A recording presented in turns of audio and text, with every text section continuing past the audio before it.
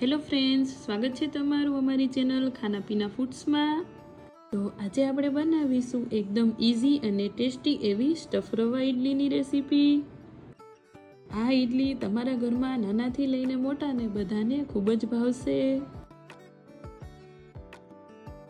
તો ચાલો હવે આપણે તેને બનાવવાનું ચાલુ કરીશું। તો તેના માટે સૌથી પહેલાં મેં અહીંયા 1 વાટકા જેટલો રવો લઈ લીધો છે। પછી આપણે એક કઢાઈ લઈ લેશું અને કઢાઈમાં આપણે 2 થી 3 ચમચી જેટલું તેલ એડ કરીશું। તેલ ગરમ થઈ જાય એટલે આપણે તેમાં રવો એડ કરી દઈશું અને હવે આપણે રવાને ગેસની ફ્લેમને મીડિયમ ટુ લો રાખીને 4 થી 5 મિનિટ સુધી શેકી લેશું। આ રીતે રવો શેકાઈ જાય એટલે આપણે તેને નીચે ઉતારી લેશું અને ઠંડો કરી લેશું અને ત્યાર પછી આપણે તેને મિક્સર જારમાં એડ કરી લેશું। હવે આપણે તેમાં 1 વાટકા જેટલું દહીં એડ કરીશું અને પછી આપણે બંને વસ્તુને એકદમ સારી રીતે પીસી લેશું। આ રીતે આપણે તેને પીસી લેવાનું છે। હવે આપણે તેને એક બાઉલમાં કાઢી લેશું અને પછી આપણે તેમાં થોડું પાણી યા તો છાશ નાખીને તેને મિક્સ કરી લેશું। ત્યાર પછી આપણે તેને રેસ્ટ કરવા માટે સાઈડ ઉપર મૂકી દઈશું અને સ્ટફિંગની તૈયારી કરી લેશું। તો તેના માટે આપણે ફરી એ જ કઢાઈ લઈ લેશું અને તેમાં આપણે 3 ચમચી જેટલું તેલ એડ કરીશું। તેલ ગરમ થાય એટલે આપણે તેમાં રાઈ, જીરું અને હિંગ નાખીશું। ત્યાર પછી આપણે તેમાં થોડી ડુંગળી નાખીશું અને 4 થી 5 જેટલા મીઠા લીમડાના પાન એડ કરીશું। પછી આપણે બંને વસ્તુને તેલમાં સાતળી લેશું। ડુંગળી તેલમાં સતળાઈ જાય એટલે આપણે તેમાં લીલા મરચાં એડ કરીશું અને હળદર નાખીશું અને ત્યાર પછી આપણે તેને મિક્સ કરી લેશું। હવે આપણે તેને પણ 2 થી 3 મિનિટ સુધી તેલમાં સાતળી લેશું।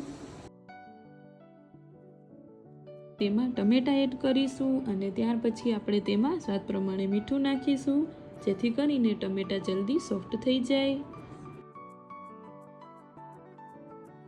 હવે આપણે તેમાં લાલ મરચું પાવડર એડ કરીશું અને ત્યાર પછી આપણે તેને મિક્સ કરી લેશું।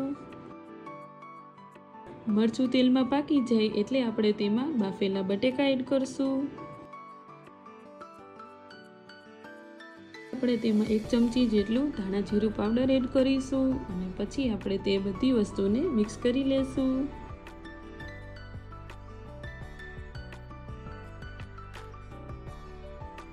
હવે આપણે તેમાં 1 ચમચી જેટલો લીંબુનો રસ નાખીશું અને તેને પણ આપણે મિક્સ કરી લેશું અને પછી હવે આપણે બેટરને ચેક કરી લેશું। તેમાં આપણે અડધી ચમચીથી ઓછું એટલું બેકિંગ પાવડર એડ કરીશું અને પછી આપણે તેને એકદમ સારી રીતે મિક્સ કરી લેશું। સ્વાદ પ્રમાણે મીઠું નાખીશું અને તેને પણ આપણે મિક્સ કરી લેશું।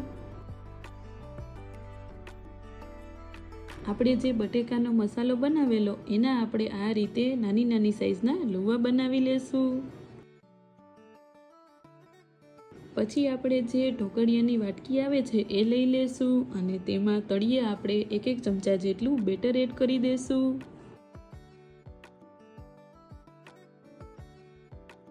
અને પછી આપણે જે બટેકાના મસાલાના લુવા બનાવેલા એને આપણે તેની ઉપર મૂકી દેશું અને ફરી આપણે તેને બેટરથી કવર કરી લેશું। મસાલો ઉપર દેખાય ને એ રીતે આપણે તેને કવર કરી લેવાનું છે। ત્યાર પછી હવે આપણે ઢોકળિયામાં તેને સ્ટીમ થવા માટે મૂકી દઈશું। આપણે તેને 10 થી 15 મિનિટ સુધી સ્ટીમ થવા દેવાનું છે। 10 થી 15 મિનિટ જેટલો સમય થાય એટલે આપણે તેને ચેક કરી લેશું। તમે જોઈ શકો છો આપણી ઈડલી એકદમ મસ્ત એવી ફૂલાઈને તૈયાર છે। તેને 2 થી 3 મિનિટ સુધી ઠંડી થવા દેશું અને ત્યાર પછી આપણે તેને ડિમોલ્ડ કરી લેશું। તો તૈયાર છે નાનાથી લઈને મોટાને બધાને ખૂબ જ ભાવે તેવી સ્ટફ રવા ઇડલી। અને આ ઇડલીને તમે બાળકોના લંચ બોક્સમાં પણ ભરી શકો છો, તેને ખૂબ જ પસંદ આવશે। તમને આ રેસીપી કેવી લાગી એ કોમેન્ટ કરીને જરૂરથી જણાવજો. અને તમે મારી આ રેસીપી એક વખત જરૂરથી ટ્રાય કરજો.